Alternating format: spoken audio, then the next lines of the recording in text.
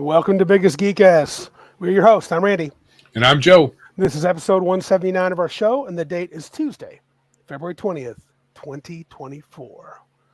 What's the word, Hummingbird? Worked late. You late worker. That's fine. I got 2 hours overtime, so Making the big fat cash. pretty good. Sweet. Pretty good. So yeah, Doodle Squatch. Hey, man. Got the Doodle Squatch. Got the Iron Man. Darth and Martinson. I don't know if L's still hanging around. I'm sure he'll hop in. He better. I went ahead. I turned off live reactions just for his sorry butt. Man, we're too nice to L. Too nice. What's up, Patrick? Patrick Demo in the house. All right, City those numbers buddy. are starting to come up. Creep. Probably have low numbers because we're going to talk about D&D rules and what we'd like to see instead. Yeah. And people have probably heard us talk about it before, but how about we talk about, okay, so neither of us gamed this week, right? No, my game got hosed, man. It was so disappointing. So we're going to try to fix that. Yes, we are. Maybe we can do an impromptu intervention for all of those guys out there who are feeling down about not gaming and perhaps are a little have a little burnout, or maybe not burnout's not the right term. It's more they need some creative juice flowing in their noggins. Who's that?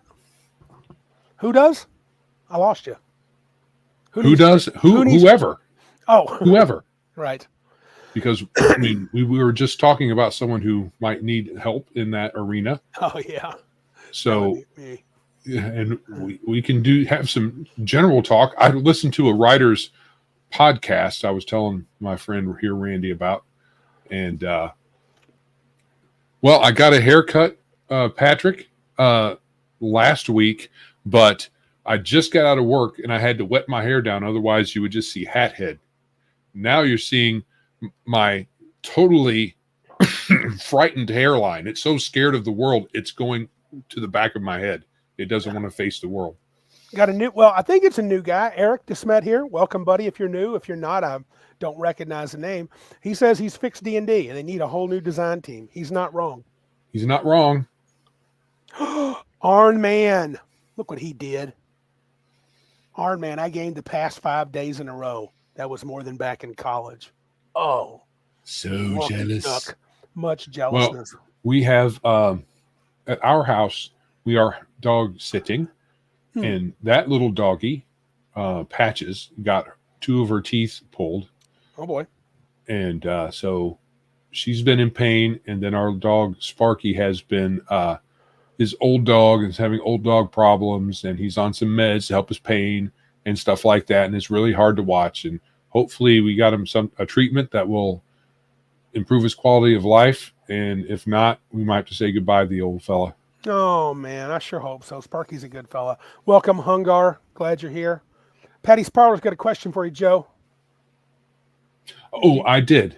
Okay. So, yes, he saw your screenshot. So yeah, it was very, very weird street address. Yeah. Patty was expecting something and it was going to some weirdo down the street somewhere far It was away just from it was a crazy thing to see. You put that on Discord, right? I think you put that on Discord in our thing. Okay, let's see. Okay, so there's another thing. Anyway, let's see if I can locate that quickly. Yeah, Discord. Shipping my digital. You got a question there. I don't know what that's supposed to be. Is that there? Nope, it's not there. Oh well, I'm not sure. I'll tell you. Let me tell you what happened this weekend. And Joe is like, I don't know where. I'm in a weird headspace, so I'm not sure about. I'm not gaming enough. That's 100% fact. And the group we were going to play with this weekend, I prepped. A guy had to bail for a good reason, and we didn't get to play. and we've lost a couple of sessions due to that or other issues. And I'm getting a little frustrated because it's my Minders group. I've mentioned them. These are the guys that we have a core group of Savage Worlds, and then we do different systems bouncing to different worlds, and it's been pretty fun. But I've really not been gaming consistently. I'm getting a little aggravated. I had all these schedules that I had planned, and then I backed off out of the Rifts game with RPG is Dumb. Now I kind of wish I hadn't, because at least then I would get the game some. So I don't know if they played yet, but I'm not really sure. I got to find a way to game consistently, because Joe and I are going to talk about fixing D&D, and I want us to make our game, but I got to know what the hell I even want. Oh, okay. So yeah, it looks like on somebody, we might need to do something with our. I'm gonna have to probably go in there and just cancel this, because it's obviously a joke order. That's weird. Because he's saying a digital copy. I want my digital copy mailed to me. Right. That's so right. Weird. And the address is 1234. Are you mailing my digital copies? So I mean, it's hard to. With most address forms on the internet, they just don't want people putting programming text in there to Gotcha. get in the back door, some back door in your site.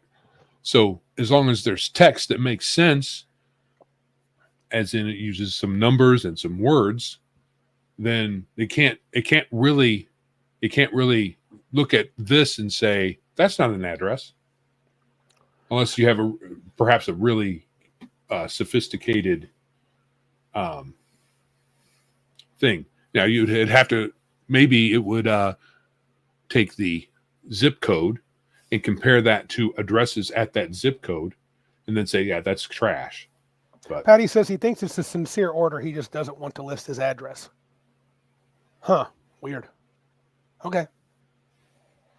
I don't know how I don't know how you get a physical copy of something.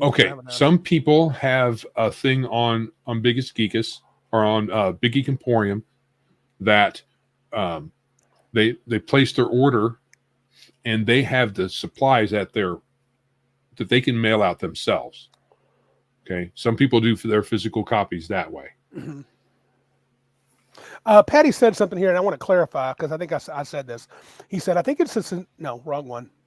He said, is there such a thing as burnout from not gaming? Yeah, burnout's not the right word. No, frustration. I'm getting frustrated. I'm getting very frustrated. I think I'm not gaming enough. That's 100. We always say that. I have to get into a game, and I'm feeling like I'm about to just lay down the gauntlet and say, I'm gaming every week, and this is when I'm playing. If you want to play, show up. If not, then I can't help you. Right. Yeah, I'm being driven crazy by I need to do something, and it's hard to stay creative in this environment too. I mean, to be honest with you, Joe, it's tough with the Biggest Geekus to come in here motivate when I haven't got to play as much, and I want to, I don't have a lot of, I don't know what it is, inspiration from having played. Well, we've been through this before. Yep. When we go through a gaming slump, it's hard to get motivated to talk about gaming when you're not gaming. It really is. It really is, because you feel like a phony. Yeah, exactly. I'm not gaming, so why should I talk about gaming? Exactly. But I'm 57. You're going to be. I mean, I'm so too. much older than you, even though you're going to be. You are. So that's true. You are ancient, man. I'm ancient compared to Randy. Like 2 months. Looking at us, you would think that I'm 50 years older than he is. You would. But 15. He's going to be 57 in a couple of months, and we've gamed for 44 years. Yeah, dude. So if we can't stir up some sort of gaming juice out of 44 years of gaming, just because we had hit a slump in our scheduled gaming shouldn't impact us too much. But it does kind of put some speed bumps on. It irks me.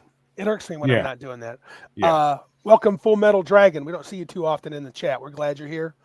And who else showed up? Someone I mentioned. Green Apple's been rolling around, and Flatey, so it's good to see those folks. And Duncan Bradley.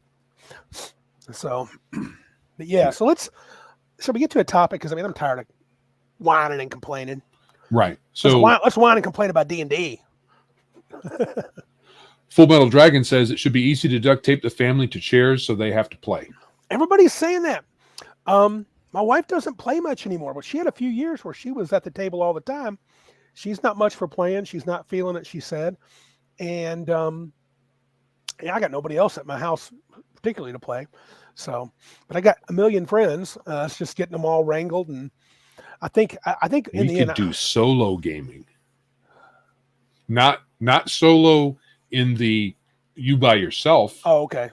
In the UDM and me be the one player, and then I could play 5 characters like in a video game. That would be awesome. I've And never. we could liked do that. it online, your favorite medium. We could. That would satisfy everything. Yes. Hey, you know who this sounds like? My son's actually asked to play every day. Doesn't that remind you of a group of kids back in the day? Yeah, no kidding. Except you weren't dad. You were just, the only one willing to run games. Right. That's true. I'm not burned out. I just have so much other things. Right. Well, my wife had a great idea because I was kind of, crying to her the other day about this. And she said, Randy, what you could do is just have a game once a month, or that's what she said. I said, that's not very good. I need to play more than that. She was like, whatever time frame, and just invite a bunch of people and say, whoever can make it, and let the rest of it go. So, yeah. I agree. I would like to, Bruce. Welcome, Bruce Lombardo. Just write or rewrite the game you want. I would, but I don't know what I want. I'm not playing enough. Are you still kind of married to well, I don't think you ever really were, but you talked about writing the game so people that are playing are kind of woven into the tapestry of your overall ideas for that campaign. Because if you have 5 players, yep, and you start a campaign, you kind of want to think about how each one fits in, and you will write some things so that they'll have the spotlight at times, right? Yeah. So I've gotten away from that. I think maybe that's a little too, I don't want to call it story gamey, but I think that's too much effort. I honestly think I'm leaning toward kind of the Ryan David approach. Ryan David at Nerd Cognito this week. In fact, today I listened to their podcast. They talked about backstories and stuff. And I think that's just too much work to try to give everybody this niche. I think I'm becoming, at least in my own mind, I can't say when I play, I'm not playing enough to really see it. I'm becoming a fan of bring your character, let's see what happens at the table, and let the story develop, and not worry about, I'm still going to have my plots. I'm going to have my bad guys doing stuff, but I'm not going to worry about figuring out where you guys fit in, because they wouldn't. No. Well, they might not. Most of them won't. You might have some weirdo who's scrying everybody out, trying to figure out where they're at. Speak of the devil. Busybody. Hello. Ryan David showed up, baby. Yeah. Yeah, I think, Eric DeSmet's got an idea. We've done this. Do a monthly arena game that's just combat. Everyone's invited. It worked out well so far. We did the arena thing. That was something we experienced heavy during Pathfinder. Yeah. I think though that we might have played that out. Yeah, that's something in our group that's kind of been. I think our desire to do that's kind of worked through our beings collectively, and I don't think we have too many people that'll be interested in that. Dude, I think Ironman's inviting us. His games are only 1.5 hours from Bay City. I would drive that far for a good game. 1.5 hours from Bay City. That's tempting, dude. Tempting. Yeah. Yeah, Ryan, what you did was, I was just talking about how you guys chatted about backstory, and I used to be that guy that wanted to weave everybody's backstory into the beginning of the campaign and design the campaign tailor-made for this group of players with their thoughts. And yeah, I've kind of lost that desire. So. Right. All right. Okay. Shall we jump into the topic at hand that we want to talk about? Let's dive in head first. So, Randy, we want to fix D&D. We've always wanted to fix D&D since we were like 13 or 14, maybe 15, somewhere around there. High school days. and we would talk. We would burn the midnight oil on your front porch, enjoying the summers of Indiana, because that's where we're from. Yep. And we would talk about gaming and other things, but we would fix D&D. And your mother would come out and say, "What are you guys talking about so late?" We're fixing D&D. Mom. We're fixing the Dungeons and the Dragons. The Dungeons and the Dragons. So part of my inspiration was scrolling through YouTube videos and seeing a few people talking about the upcoming 6th edition that's supposed to be it's only going to be partially released this year. I know, that's ridiculous. The DMG, 50th anniversary. Monster Manual is 50th anniversary year, and then they're not going to have the Monster Manual out till next year. Is that what it was? The Monster Manual? Yeah, and isn't it weirdly backwards? Because didn't Gygax get that out first for first edition? For first edition? Oh, I think I've heard that. Yeah. Yeah. They're so backwards, they don't know which way is going. You kind of need, well, okay. One of the claims is that it's perfectly backwards compatible with 5th edition. Yeah, they've never said that before. Yeah. Oh, here you go. I'm up with that. Eric DeSmet says, fix 5e by playing Pathfinder 1e. Because honestly, especially when they were in their first volume, the core rulebook, it was pretty much 3rd edition, 3.5. Sure it was, 3.75. One edition. They tinkered with the classes a little bit. And they tinkered with some spells. Yeah, sure. Yeah. There were some little changes, little adjustments, but basically it was 3.5, 3.75 as a lot of people call it. Right. Anyway, so that was my inspiration. Some people were talking about what's the deal with 6th edition, and I don't really care. Yeah. Especially since they had some kind of celebration, 50th anniversary celebration, and the two founders of our hobby weren't even mentioned. Yeah. From what I understand. Yeah. Yeah. And here's the thing, and this is the truth. There is no version of Dungeons and Dragons that is what I want. Not precisely. Not precisely. There's some that have more satisfying components than others, but there's none that are perfect. And that's a silly task. Perfect is the enemy of good. There is some that is good, and AD&D does not do it. Ryan, I'm glad you like it. It is not my absolute favorite game. I like bits, and I like it. I mean, I can play it. I can play any era, any TSR era version. I can play with no issue. 5e is, I can play it.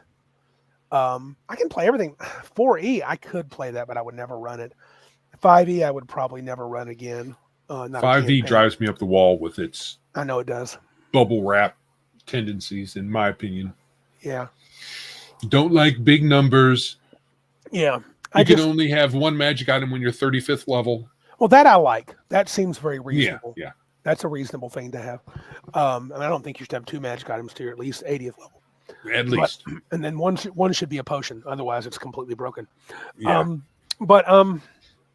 I think for me, I just want a game. I want a game that I can run at the table, the mechanics really quickly. Not just because I get tired of waiting on people, not that part. I want it to run smoothly so that I can focus on all the other fun stuff that I got to do as a DM. I don't want to have to, like the problem with 3.5 is I've got to think about all the strategy. Because now you say you don't have to, but as a DM, you have to. You have to be mechanically sound to run a 3.5 game or a Pathfinder game. Any 3rd edition game, you have to be very mechanically sound.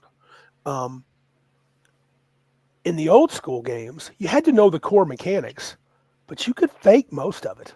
In fact, it was encouraged to do a lot of DIY stuff, so I kind of like that. I mean, right now, if you said, Randy, you have to play one game of D&D forever, I would probably choose Basic Expert or Beck Me.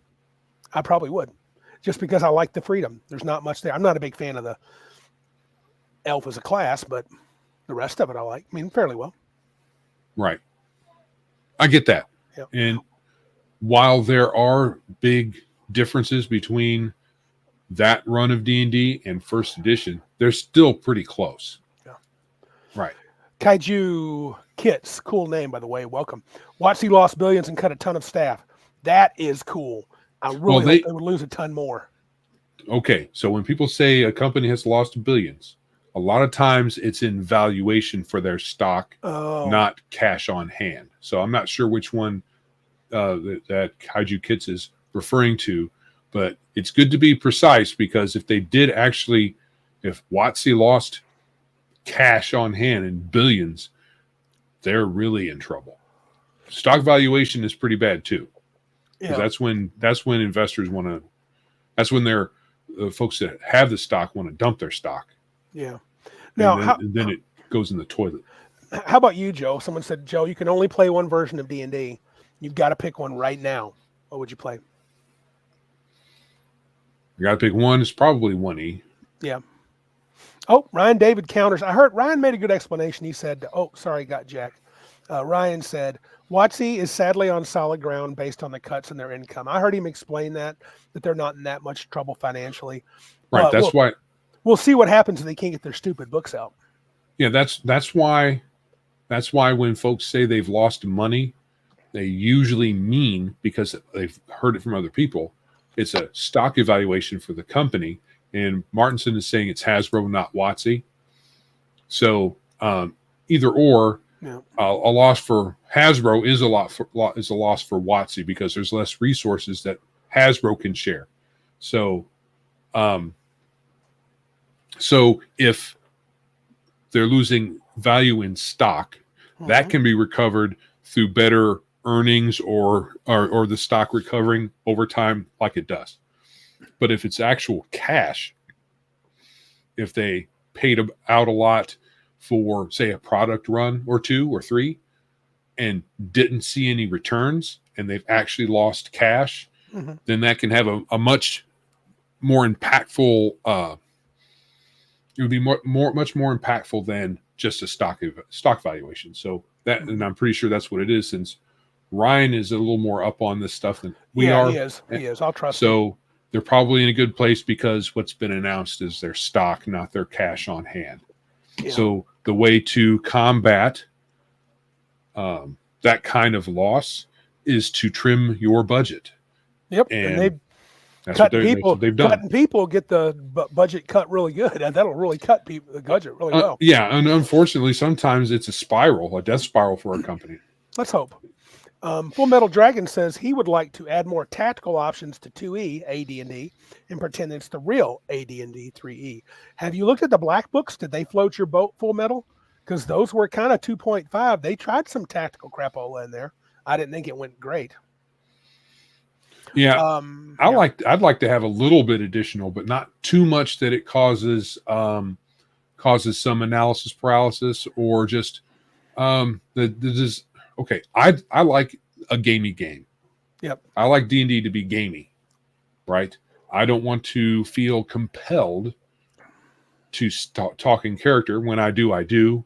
I don't want to feel compelled to. I don't want to be bound to an idea of a story going on. I want the story to unfold naturally from our actions that we take based on what's in front of us. Sure. And go ahead. And that, if you've got too many things to look at, to do, if you have 15 options in combat every round that you could do, you might be a bit slower on the uptake. And that's why, like, where as much as I enjoyed myself in 3rd edition, and when I say 3rd edition, it also includes Pathfinder 1E, because it was just a variant of 3rd edition. I think I burned myself out on the super tactical play. Too many options, too many feats. It got to where, like, players were like, I'm going to do this. I'm like, how can you do that? How can you have, well, this feat says blah, blah, blah. I'm like, okay. It was just like, I didn't have the time to read through 900 books and see all the combinations. I mean, I bet the number of characters you could build in 3rd edition, they were never made. What I mean by that is there were plenty of characters no one ever conceived. Right, because there's so many combinations. Yeah, and that drives me crazy. Patty's Parlor asked this. He says, when we say fixing D&D, which, just so you guys know, we're going to ramble more than normal probably tonight. Do you mean fixing it as it is currently, or fixing what you consider the best version? Second. Second. Our So best tonight, version. okay. But right before we talk about what our baseline starting point is, I want to say that we've said this before, but we didn't really follow up on it. Mm-hmm. I want this to be a recurring topic. So every once in a while, we'll come back with some other tidbits of things that we want to add. And somewhere in the back of my noggin, I'm thinking that this will likely progress from D&D into something else. Probably. Right. Because you can only stretch that D20 framework too much before it becomes something else other than D&D. So if you get rid of, well, and they've kind of done it in 5th edition, started in 3rd and it's progressed into 5th edition, where they've de-emphasized the differences between the races and just made everybody wear a skin suit and have some different abilities. And but that's out. We're not doing that. Right.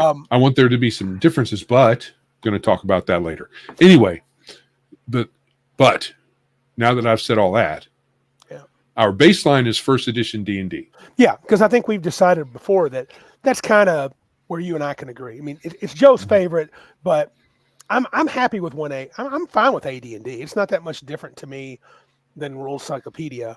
And if we're going to get rid of the classes, if we're going to get rid of the race as class, we might as well start with 1E.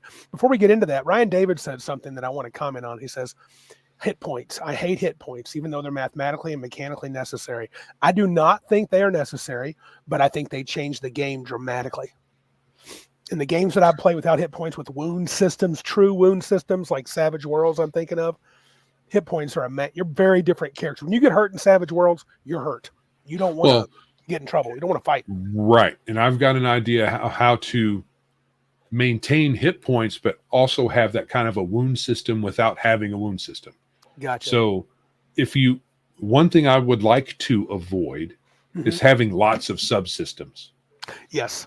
So that overcomplicates a game. It doesn't necessarily make the game better. It just makes it different. Yeah. Yeah. Right, Ryan. 100 hit points. Yeah. Ryan's got it. You don't swing your sword with the same strength at 100 hit points versus 1 hit point. Right. So there are people who don't like the death spiral, but it all depends on what you want from your game. So in D&D, there's no penalties for being low on hit points, except being that much closer to a one-hit kill from the enemy. Full Metal Dragon says, ugh, there are like over 100 OSR games that use BX and 1E as their foundation. Right, well, let's be clear. That's where Joe and I are starting from. We're going to pull the books out and we're going to look at that. I think by the time we get done, it'll be so different that I wouldn't even call it. Our game is not going to be an OSR. We're not going to call it an OSR clone. It's not going to be an OSR game, we might say, because we're a big fan. We like domain play. We like gritty, low-level play where characters can die. We like an open world where every encounter is not a CR perfectly balanced. So From that viewpoint, we're old school in feel, but we have more fondness of newer mechanics than the OSR games. I love the OSR games, but I love Ascending Armor Class if I'm going to use that, and we may not. Who knows what it'll be. And we like high level play, and Lord knows OSR is all, 1st to 3rd level, and that's about it. It's a bit extreme, but you're not wrong. You get to 9th level. Oh, you're a Lord of the Land. Retire. I remember when I first said that to you guys. You guys, even in the old days, you're like, retire. I got a +3 sword. Why would I retire? Right. There's monsters to kill. Yeah. It was awesome. We can fight demons, right? Yeah. Right. So get in. Another thing that kind of inspired me was watching a couple of videos on what people thought about D&D combat. And I watched this one video where the guy was like, he talked. I didn't look at the name after I watched it to remember it. I didn't write it down or anything like that. But his video has a camera pointing down at his hands. So when he does his video, he's talking with his hands like this a lot. I think I've seen that guy. And he talks about combat and how D&D combat, and this is from a 5th edition perspective because he used a lot of that terminology. Sure. Was slow, boring, Took him out of the game kind of talk. Mm-hmm. And heaven forbid you look at your character sheet. I don't know why people get all up in arms about people looking at their freaking character sheets. You have one. You have one. Use it. Yeah, it's kind of so silly. Funny. Yeah. Yeah, but it's a current hang up for some people. Otherwise, why don't you not have a character sheet at all? And when everything happens, it's just a negotiation between you and the DM and the other players. Mm-hmm. And that I don't like that. Anyway, he wanted that? No, but what he wanted was faster combat. And faster combat, I don't think is fully dependent on the combat system. No. It can be. I think it's mostly dependent on the user, the player.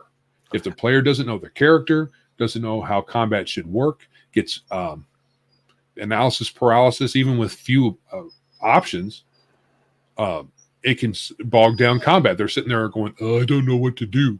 And anybody, especially if you're tired, that can happen too. So yeah. I don't want to get on people too much, but it's really more. I think it's actually more dependent on the player than the system. I think you're right. I think I'm not using the word designer, as a guy trying to build his own game, I don't want the players to have so many choices they can't act, though. And we have a certain level of player, casual players, that if you give them too many choices, especially like in 3rd edition, dude, it got a little nutty. The things you could do every turn. Do you want to hold your action? Do you want to delay your action? Would you like to cast a spell? Would you like to do this? Do you need to do this? What about an immediate action? What about this? I don't want that many options. There has to be less than 3.x. It's too many options for me. Not that I can't handle it. I don't like it. I don't like thinking through all that crap. The game becomes too just all tactical play and on the board. I think even as a player, that's a player problem, not a system problem. Might be. Because so there are all those options. If you don't like all the options, pick 3 or 4 and just ignore the rest. Yeah. Even if it's not optimal to do so. So there are some things that are kind of natural. Yep. Right? Yes. You could have your character doesn't seem to have any. Let's say you have a character that I can't really add to what's going on right now, but I know there's a spellcaster in that back row, and if he's going to cast a spell, I want to jump on that before it lands on us. So having a option to ready or hold or whatever you want to call it sounds natural to me. So that's why I like kind of not necessarily having. We roll initiative, fine. But after that, it's the same thing every round.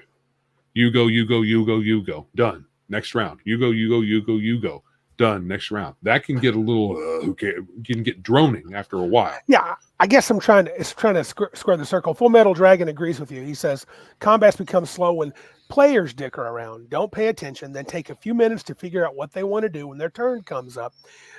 It's never really a system problem. I believe that. I know because you do. I'm not sure I do, but I'm not fully. I don't have a strong opinion. I wouldn't try to argue against it yet. I'm not there yet. Because a player who either, even with all those options, if they really know what they're going to be doing, then they can rapidly assess which of those options is good for them. Maybe not optional or not optimal, but good enough. Or if I've done this many times.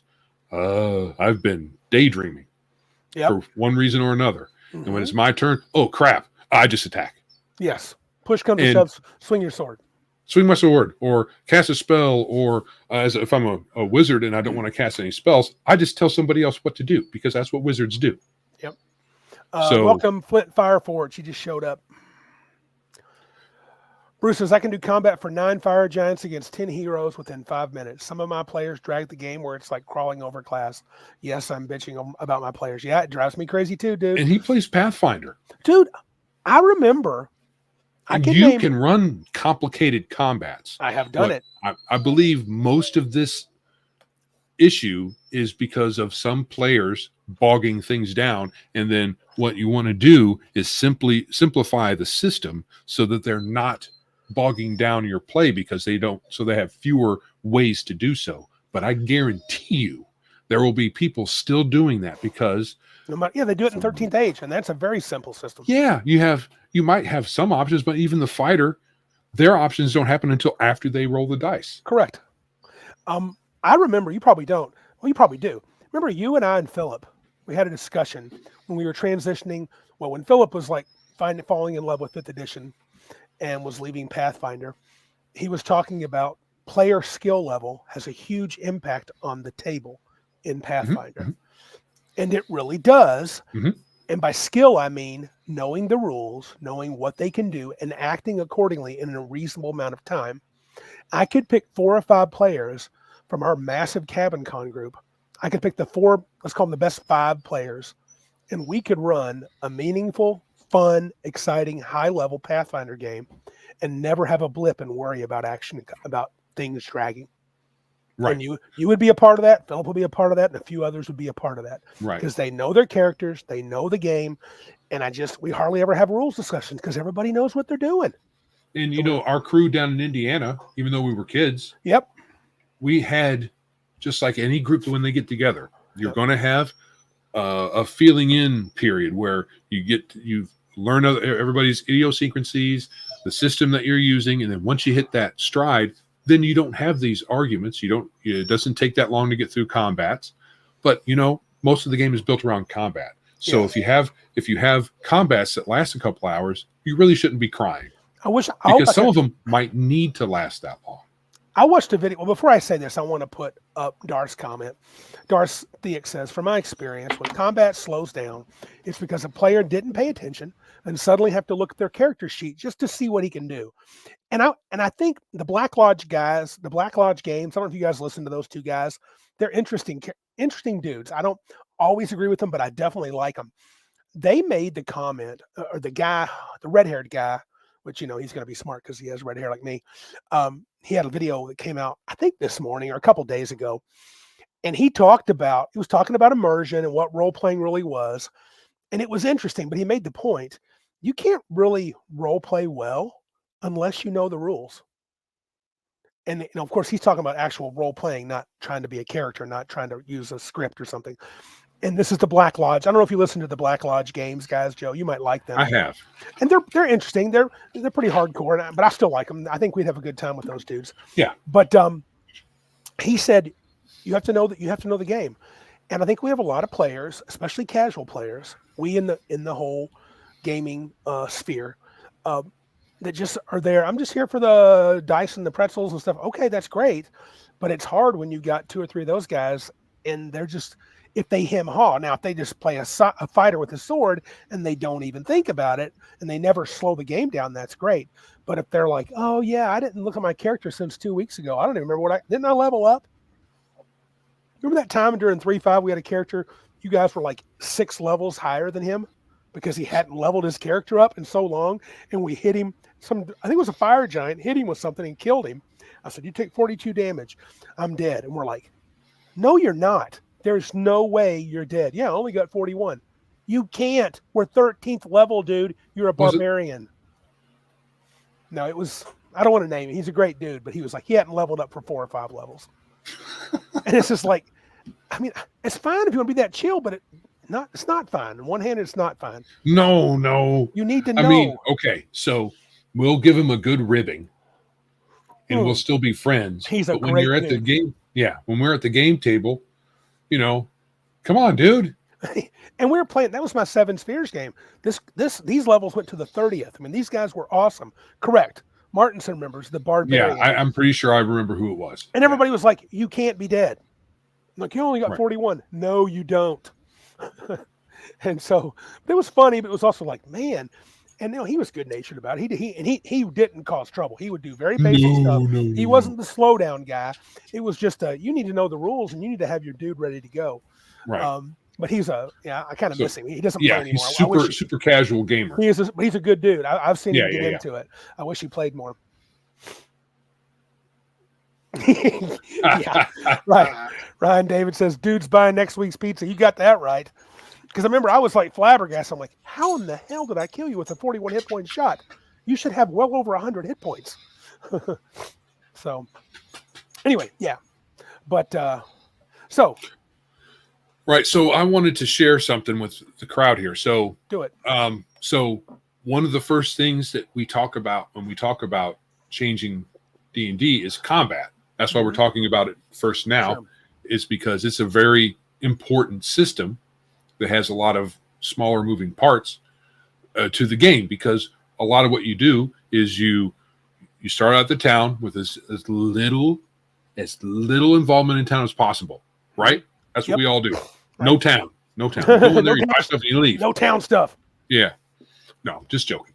That's the way we felt when we were younger. Anyway, then you get from town to the adventure, whatever that might be. You might have a mini adventure on the way there, some random encounters, because that's where you have combat. And when you get to the place and you explore around, you end up having encounters. And all of this involves combat on one level or another. Almost always, yeah. Yeah. When you go find some lost trinket, it's probably been stolen by some nasty, evil, ugly goblins that you got to go destroy because they're inherently evil, and of course you kill them all because they're goblins. So combat is integral to our hobby. So it's the first thing we kind of scrutinize, and initiative is kind of a sticky subject with certain individuals who want combat to go real fast. Now, I agree with rolling once on initiative, because it is jarring to go through a round and then roll again and then figure it all out, and then you get back to the combat. Not interested in side initiative. I'm not interested in rolling every round. Right. No. Roll once, but in my opinion, it's cool to have during the combat temporary situations where there might be alterations, right? Mostly not permanent, hopefully not permanent ever, but sometimes some temporary changes. Yes. So like we were talking earlier about having a ready to action. Yes. So in my opinion, that would be just a temporary thing. So once that wizard across the way casts their spell or not, and your ready to action goes off or not, then you revert back to your regular position in combat. You don't change it around, and then it runs smoother that way, I think. And I have another one that I kind of just thought up on the fly here. Oh, you fly thinker. I'm going to present it. Oh, Patty's. Let me mention this. He mentioned Avengers Twerps Initiative. I don't know if you've heard of that. No. Thieves go first, then warriors, then enemies, then retainers, then priests, then sorcerers, all the time. That's kind of like early editions where they had phased combat, which I really don't care for. I don't either, but I understand that it makes it quick. You know how it goes every round. All right. So, for purposes of our discussion, I came up with a couple of things off the cuff a little while ago. For combat, something that when I was talking about something that feels natural that you would do instead of just a bunch of options that are on your character sheet. Yeah. Something like the sacrifice, where, hey, the wizard's going to take a crossbow bolt to the face. We can't have that because he only has 1 hit point. He's only had 1 hit point for the last 5 levels. Maybe he'll roll a hit point at 6th level. But right now he only has 1, so I got to jump in front of the crossbow bolt. In normal D&D, once you've gone, you've gone. And if somebody else is going, you can't go. Right. But I think that's a little too restrictive. Yeah. So why not have a way to sacrifice yourself and jump in front of a speeding bullet or a sword swing or something like that? I think it's all good as long as you're reasonably close, right? I mean, yeah. If you're halfway across the room. So it's not like a football field away. So you have to be close, a couple arms lengths at most. But we could keep it real old school. I mean, that's the kind of crap we used to do anyway. I mean, when we played old school, you guys would try to do things that weren't in the rules, and I'd be like, yeah, make this roll, or yeah, you can do that, and so we could keep it where like sacrifice is a move you can make, and you can say we suggest that, I'm trying to think if we were to write this rule down, we suggest they're close to them for it to make sense.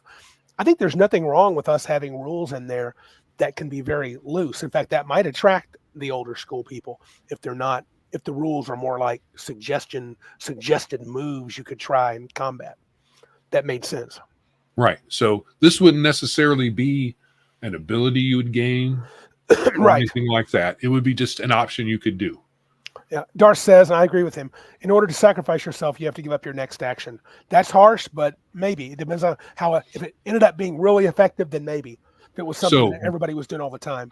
I was thinking that, but I thought of an alternative here, but that's Yeah. always something that you can do as a DM. Yeah. Oh, and I think what we're going to do if we do release a game, Yeah.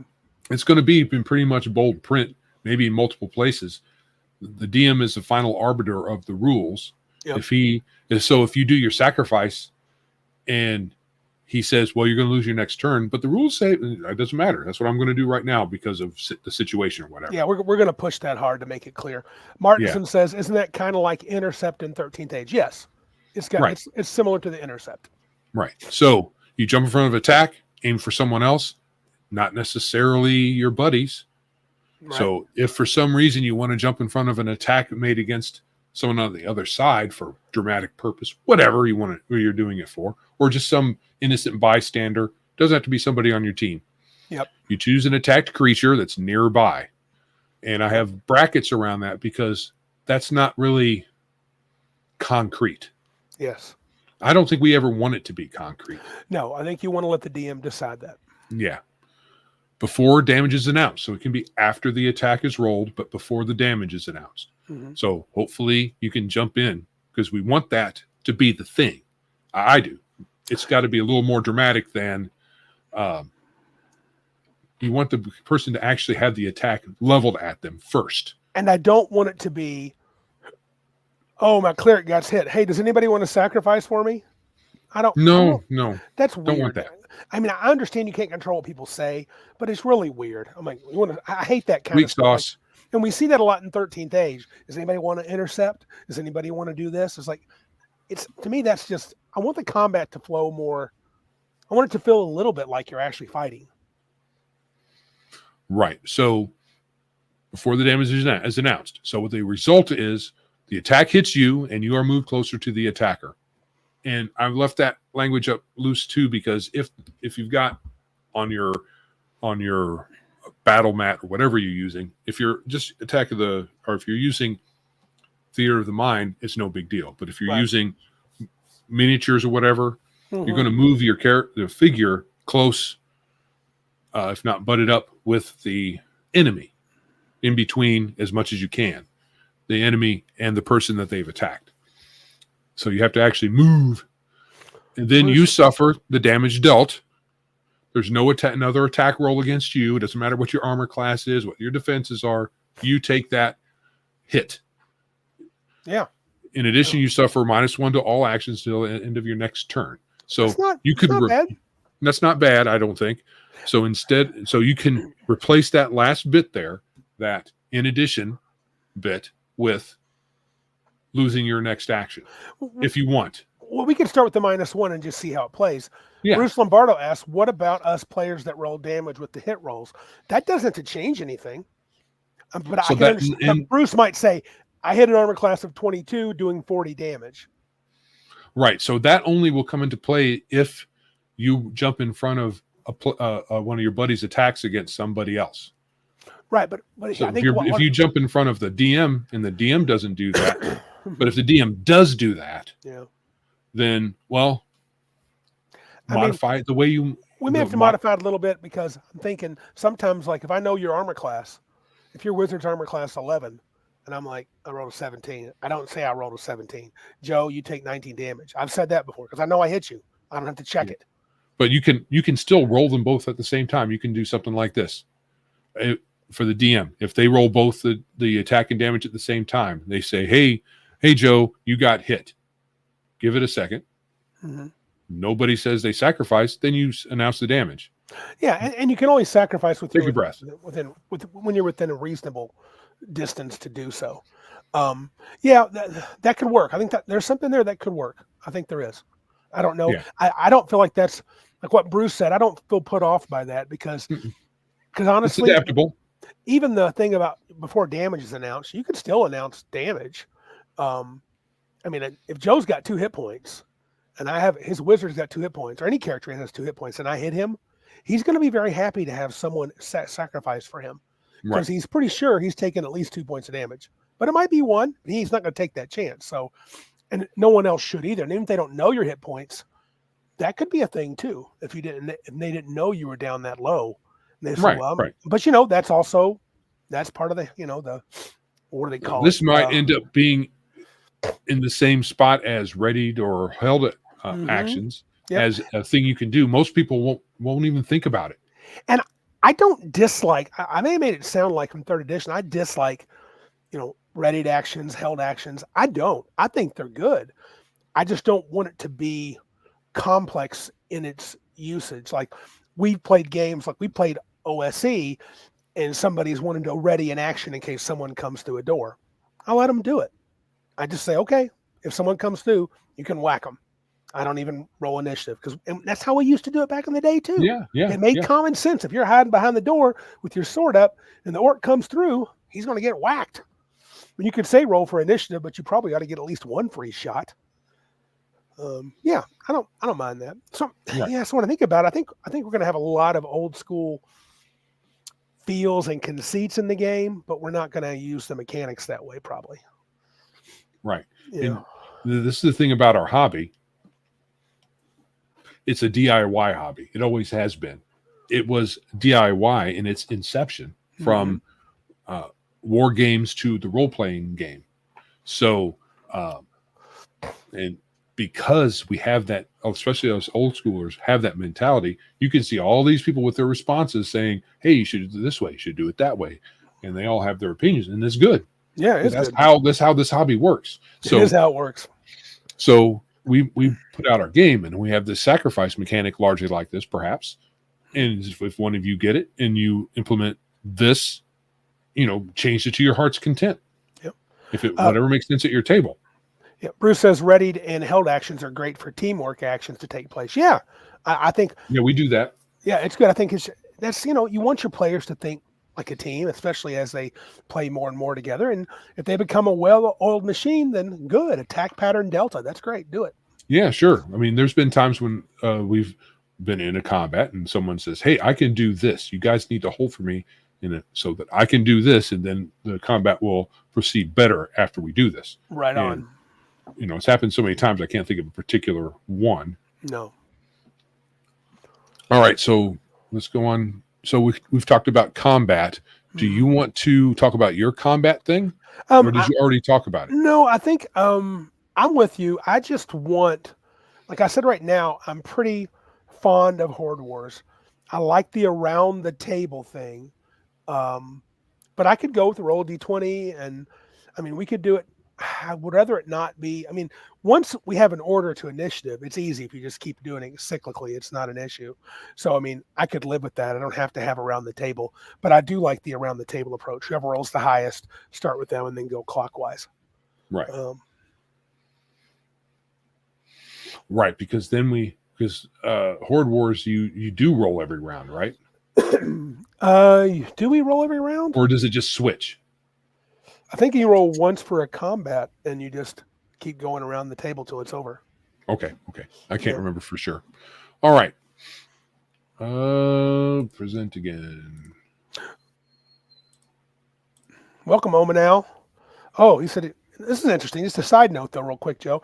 He says, notice the OSC game and he's been playing, mortality rates dropped after 3 to 4 months to the point where they're rare.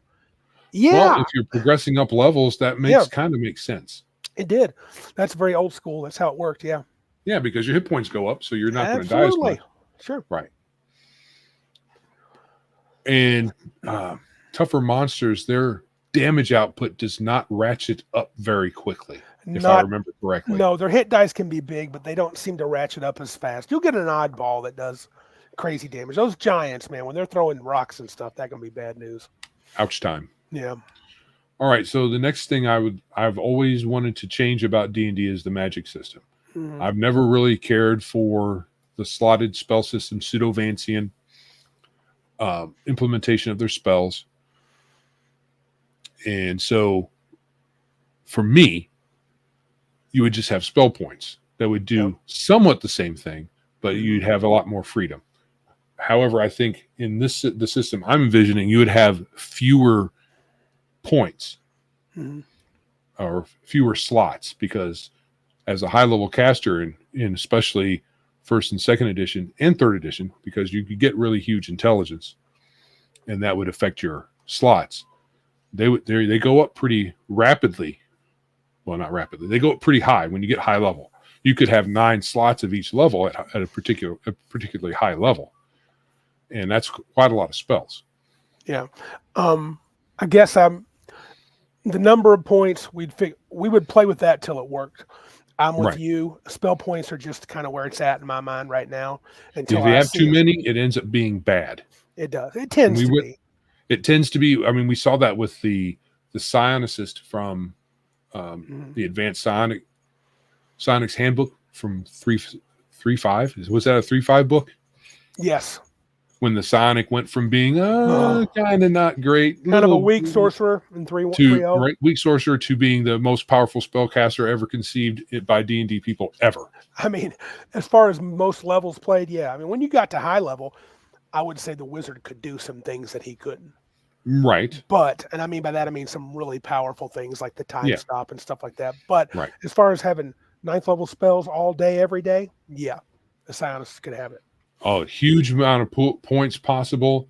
And with the way 3.5 worked, third edition in general, your stats could really blow up. Yeah, and they're scaling. Whether people say they don't get free scaling, they got to pay for them. Yeah, but every stinking spell they have is 9th level. Yeah. Even their low-level spells could be scaled up to 9th level. Not all of them, but a bunch of them. So they were pretty crazy powerful. They have so many points that it's not a relevant point to make about the not free scaling. I do think our magic system with the spell points, and others are making some comments about it, I think that was where we'll probably veer the most away from D&D, because I have a feeling you and I will be rewriting spells from the ground up.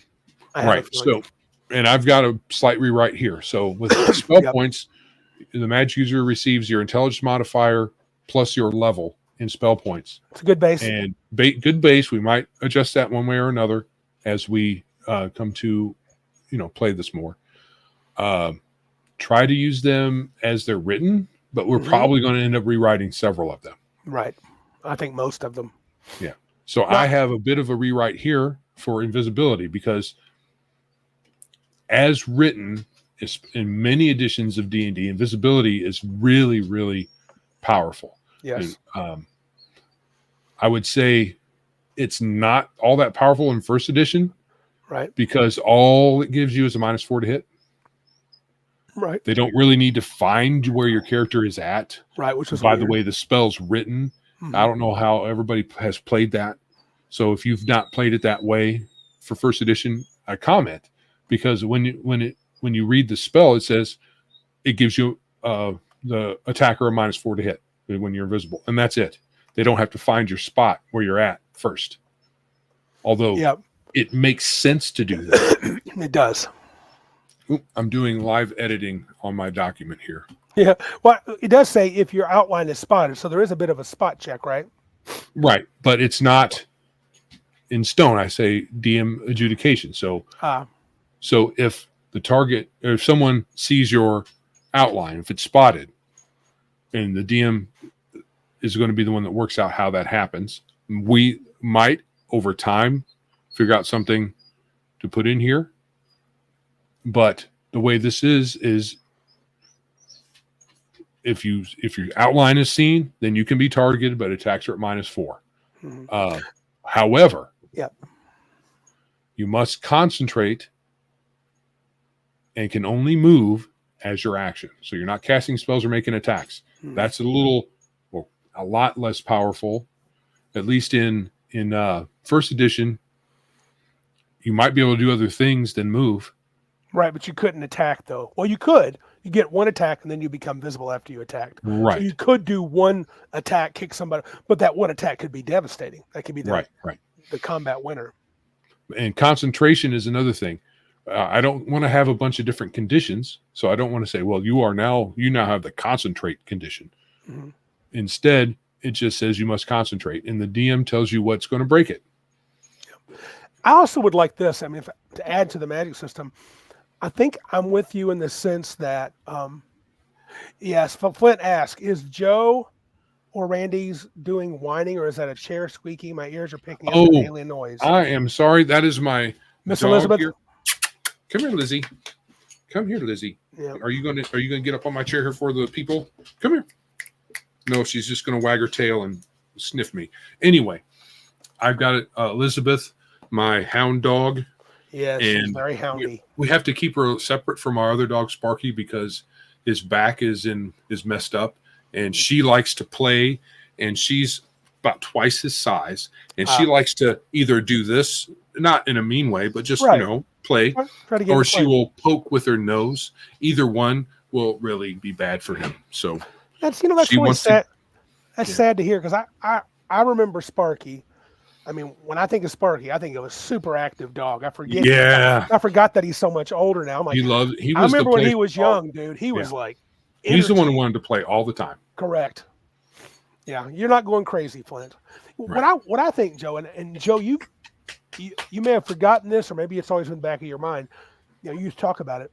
I may want to do away with spell levels, and do kind of like where spell and like have invisibility. There's an improved invisibility spell. We could have a couple of stages, like Omanal said earlier. He said invisibility should only be seen if characters are trying to be obvious or in areas where they cannot be quiet. We could scale it up. So many points, you can get the most basic invisibility, which is what Joe's talking about. Yeah, and if you burn a few more points, 2 points. And if you burned a few more points, see, we could use levels from D&D to help us set our points and then remove them. At the end, they could just be spells. And you can learn them, and the more powerful you get, the more points you can put into them, the better they get. So to me, that sounds like a fun way to build a new spell system where I know that Monty Cook's Arcana Evolved got a little weird with the heightened and diminished effects, but we would just have them listed as you spend this many points, you get this. This many points, you get this and this. This many points, you get this, this, and this. There might be spells that doesn't happen. Correct. So there may be some just this spell does this. You spend this many points and it just does this. Time stop just does this. It's super powerful and it's going to cost you 900 points. Right. So when you're 30th level and you have 7 magic items that give you extra spell points, you might be able to cast it once. And you're in a some kind of magical nexus that boosts you up. And Nerdy Ogre just said, what did he say? He goes, "This is sounding more and more like Palladium." Yeah, it kind of is. So, but how? Well, just the whole bit, spending more spell points and getting away from levels and stuff. I think if you do the Nexus thing, that's going to be a lot like that was just ley line stuff and rifts and stuff. Yeah, it might be. It won't be a full on Palladium sort of thing. I mean, I'm not trying to do Palladium. No, but the things we like from other games will show. Yeah, there may be. Okay, I have done a lot of reading of Palladium, and I've liked the setting and not been in love with the system, but there could be some bleed in, just unintentional. Yeah. I mean, Palladium's fine. I don't dislike it, but it's not one of my favorite systems. It's not bad though. It'll work. It does its thing. The settings are wonderful. I love the settings, and those guys do some great stuff. But yeah, and there might be a spell or 3 in there that does the automatic scaling without spending more points. Yeah. There'll be a select. So there could be a magic missile equivalent where you spend 1 point, and if you're 20th level, you might get 1 million little missiles all over the place, and you might be able to do that a lot, but you're not going to be able to do it all day because you're not going to not cast your high level spells. Yeah. And Martinson says it sounds like Savage Worlds powers with modifiers you can add them. Yeah, it does kind of, but it's probably going to be more like set points. So you're just going to spend so many points and you get this effect. Send this many points and you get extra effects. Yeah, well, that's probably how it's going. We'll see. But that's where we're at right now, I think, with spells. I would add this too, Joe. I was thinking I will probably I would like some limiting of spell points, and not all spell casting classes will be created equal. I mean, well, sure. And however many spell casting classes we have, the wizard will be the guy that gets the most spell points. Right. That's why I should have probably capitalized user. So magic users, because that's 1E parlance for wizards. Right, is the magic user. So This isn't talking about clerics or druids or Mm-hmm. anything else. And who knows? Maybe those spellcasters only get access to the minimal effects of certain spells. Right. All right. So My cat will not shut up. I don't know if you guys are hearing my cat meow all over the place. they're too busy hearing my dog whining. She's really being. I can pick this one up, so there she is. My half Maine Coon Willow. She's not a full Maine Coon, but she's a pretty long girl.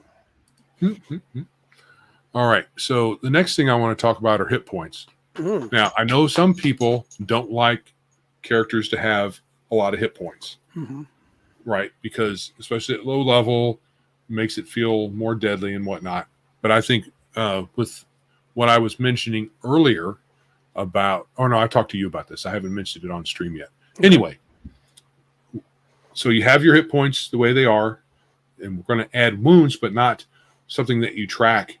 And you have 2 or 3 wounds, and then once you hit 3 wounds, you're dead, like in Savage Worlds. Sure. Instead, there are going to be, or the way I envision it, you have effects. So wounds are acquired either directly or as a result of massive damage. So you get an attack, it does 25 hit points, and there's an effect. Like I have listed here a sucking chest wound. But these impose penalties depending on the wound. In addition, I'm thinking we have characters have higher hit points. Having one hit die, kind of sucky. So are you thinking we might have? So with those sucking wound, is that like we would have a variety of maybe different descriptions of effects wounds could have? Yeah. And so for this, I'm going to read this. Not unlike the sacrifice situation. Right. So let's say you have you're using a bow. Maybe in the bow description, there will be some thing that triggers the sucking chest wound on an individual, right? It could be a high roll. It could be just a high amount of hit points. If you do 25 hit points or more with your bow, sucking chest wound could be the thing that happens. I haven't worked out that yet on paper. Yeah, we could decide. So you don't envision a chart. You lose this many hit points, a penalty, this many hit points, a penalty, not like that. No. I think it's going to more depend on the attack and less on just a table where you look at. I'm not sure if I want to have the tables from Rollmaster. Sure. But I don't know how to implement this in a different way. I'm going to think about it. Yeah, I think that's a good idea. I think there's not going to be like 500 different effects. I don't think. No. Just we'd want to give the DM a couple of ideas. Here's the kind of penalties you could inflict should someone take a lot of a massive amount of damage, a high percentage of damage. And this might morph to. Okay, let me read out what I have here so the people who are just listening can hear. Sucking chest wound, you have -3 penalties to all actions. Sucking chest wounds are pretty bad. You may only move at half speed.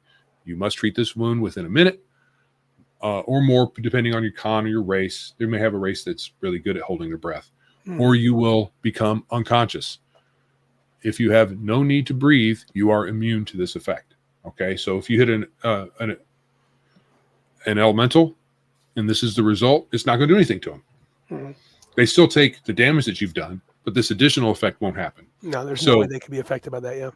Right. So this could morph into you have -3 penalties to all actions. And then we have the situation dictate precisely what it is. The DM might say, oh, he's got the arrow sticking out of his ear, or in their, penetrating their leg, or if it was an arrow.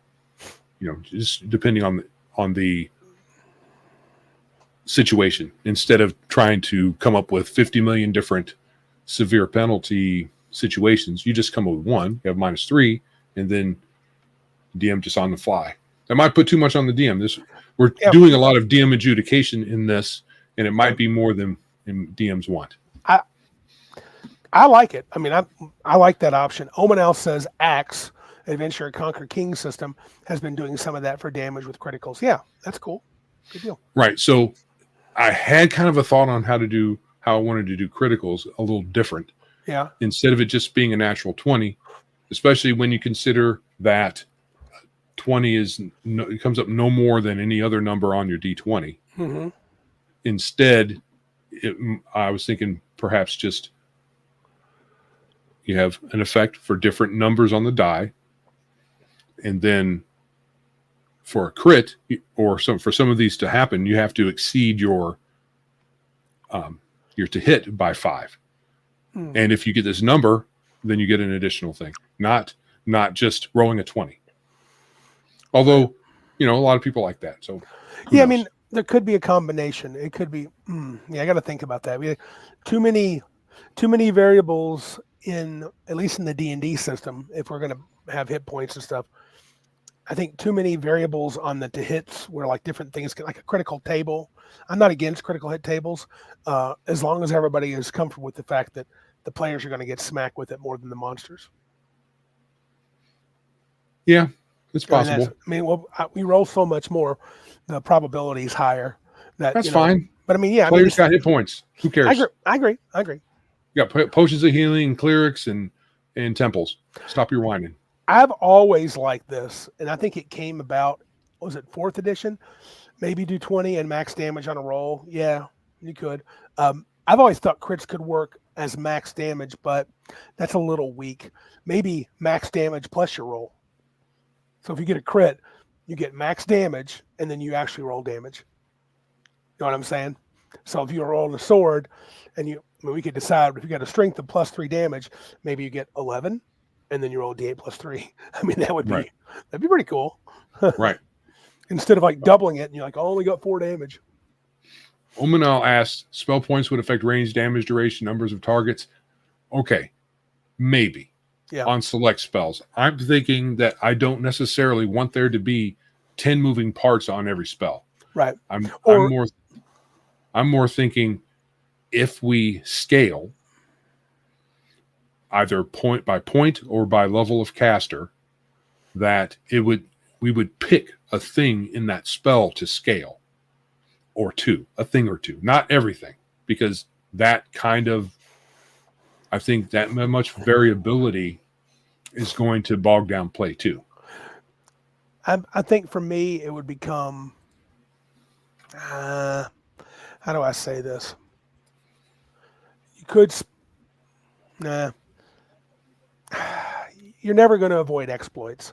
Whatever we write, somebody's going to find something. Oh, look, if you do this, It's going to be completely broken.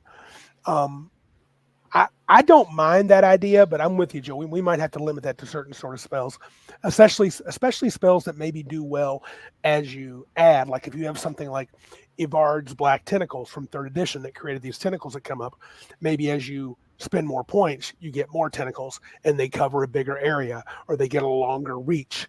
You know what I'm saying? That spell would lend itself to that kind of enhancement. But I don't want to just say, okay, now normally my fireball can only hit something 50 yards away. Now it can do 100 or 200 or 7,000 or 10 miles away. Maybe. I mean, I don't know.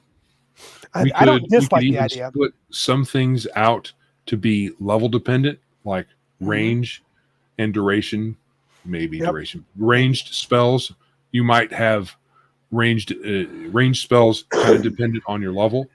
But maybe not. Maybe range is range, and that doesn't vary. But certain key effects of the spells are really what I'm after. We'll have to see. I think I would like to see higher level casters be better at casting spells than lower level casters, not just because they're spell points, but I just don't want that to butt up against the idea of no spell levels, which right now I'm intrigued by the idea of no spell levels. Right. So, yeah. Gotcha. Yeah. Okay, so I have one other section Sure. to share here. Let's see how many. Okay, we're good.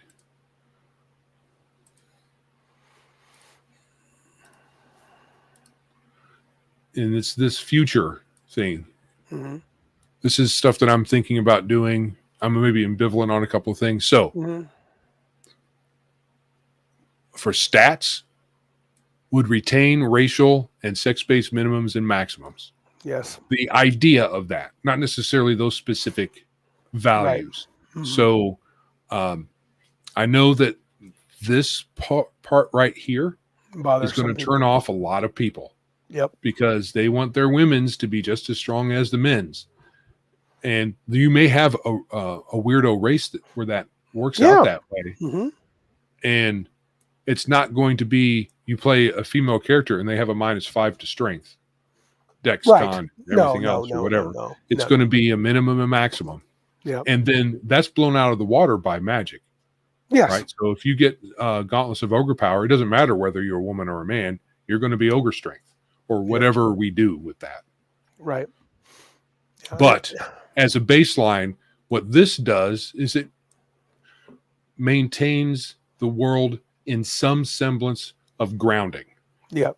Right. So if everything is off the table, why not make gravity opposite? Or there's no moons here, so there's no tides. Or maybe the tides in this world make the water go different ways than what would normally be. Sure. How about this makes magic more important. Because if men and women aren't any different stat-wise, then it really doesn't matter whether you put an M or an F on your paper. Or you put an E for an elf, or a D for a dwarf, or H for a halfling. Right. So, but if your characters ever encounter any kind of magic effect, those things are likely going to override anything just based on what the natural race would do. And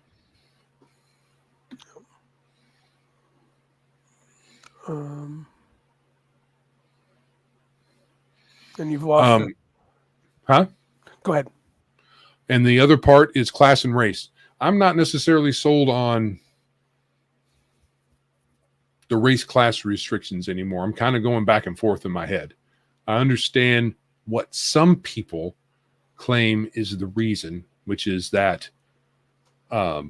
humans are more variable and most of the other races are more essentially what they are, unless but that's an interpretation after the rules were implemented. Correct. Those things were not discussed in the original rule books. They were just written down. And some people just said, like I know Randy has said, that he has heard that Gary didn't like the demi-humans, so he limited them. Yep.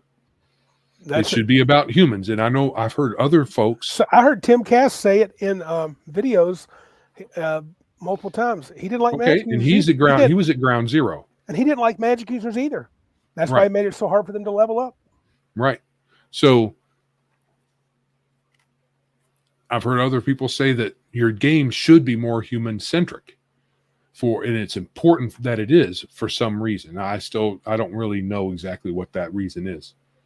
So I think that I'm not sure where I fall precisely, because I think oh sure, elves should have differences from humans, and where should that be expressed at in the game if we have elves or some other race?